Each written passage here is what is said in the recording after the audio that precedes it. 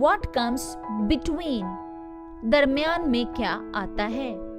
प्यारे बच्चों, now we learn to write the letter which comes between two given letters. अब हम दिए गए दो हरूफ के दरमियान आने वाला हरफ लिखना सीखते हैं. What comes between B and D? First we say B, then C and D. B, C, D. C comes between B and D. So we write here C.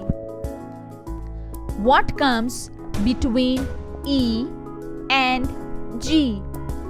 First we say E, then F and G. E, F, G. F comes between E and G. So we write here F. What comes between A and C? First we say A, then B and C. A, B, C. B comes between A and C. So we write here B. What comes between C and E?